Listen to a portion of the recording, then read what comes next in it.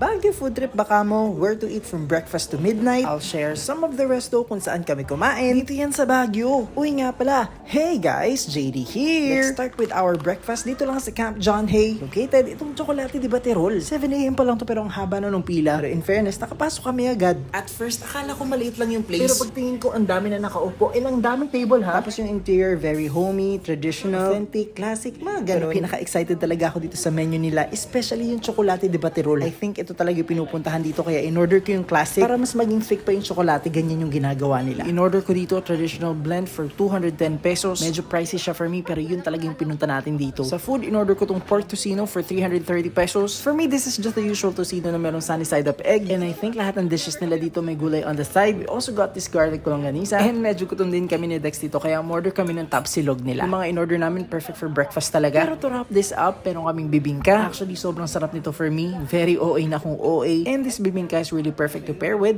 Chocolate de Baterol. Next, punta naman tayo sa Burnham Park. Medyo maaga pa nito. Pero pwede na itong brunch or lunch. Tara dito tayo sa Vega. I think pagpasok nyo, yan na yung place. Kita nyo na lahat ng tables. Around 10 to 20 minutes lang din yung serving. Ito yung mga in-order namin. We got this kare-kare. Grabe, ito talaga yung pinunta namin dito. And ito palang super worth the visit na to. Dahil malamig, meron din kaming bulalo. Pero ubusin nyo kagad kasi lumalamig agad. Tapos meron din silang laing masarap din to. Very classic. May dilis on top. Super perfect talaga yan sa mainit na rice. Order din kami ng lumpia, tokwat baboy, bangus. And for our drink, we got this sagot gulaman. O doon naman tayo sa resto na 24/7. So pwede breakfast, lunch, dinner. Pero kumain kami dito ng lunch. Doon kami sa likod dumaan kasi ang haba sa harap. Joke lang. Pwede naman ata kahit saan. Pero yung daming tao dito talaga. Tapos yung mga order nyo, ganyan siya lalabas. Speaking of order, ito yung mga in-order namin. For me, I got this fried rice lechong kawali. Grabe, ang laki niya. Tingnan nyo, mas malaki pa sa palad ko. At ang mura nito guys, 150 pesos lang yan. Grabe guys, sobrang lutong ng lechong kawali. Kasama pa rin gulay, pero umorder pa rin ako ng siomai. Sa drinks, nagtubig na lang ako nito kasi medyo busog na ako. Pero bakit ka mabubusog kung merienda na? Wala kang karapatang mabusog dahil dito sa Session Road, masarap daw yung strawberry shortcake ng Viscos. Dito pwede kang bumili ng slice pero in-order namin yung buong cake. Alam nyo na, para makakain yung lahat kasi nga ang dami namin. Actually, mas una ko natikman yung Viscos sa Manila. And I can say halos parehas lang guys. O dinner na, dito tayo sa Jack's. Well, di ka ba nagtataka hindi pa ako busog? Pero yung in-order ko dito, sisling sisig. Well, yung rice dito, Java rice. Pero umorder pa rin kami ng plain para mas masarap. Isang friend ko in-order niya mami and yung isa lechong kawali. Pero alam nyo guys, kung bitin pa kayo, pwede naman tayo mag-midnight snack dito lang sa night market. Open yan from 9 PM to 2 AM. Ang dami yung pwedeng kainan. Gusto nyo ng kwek-kwek, chicken skin, o kaya shawarma. Katulad ko na nag-crave ng midnight snack. O kung dumating man kayo ng gabi dito, perfect tong tambayan. So yun lang guys. Kaya naman kung pupunta kayo ng Baguio, just save this video. Tapos share mo na sa GC nyo para may ambag ka sa kanila.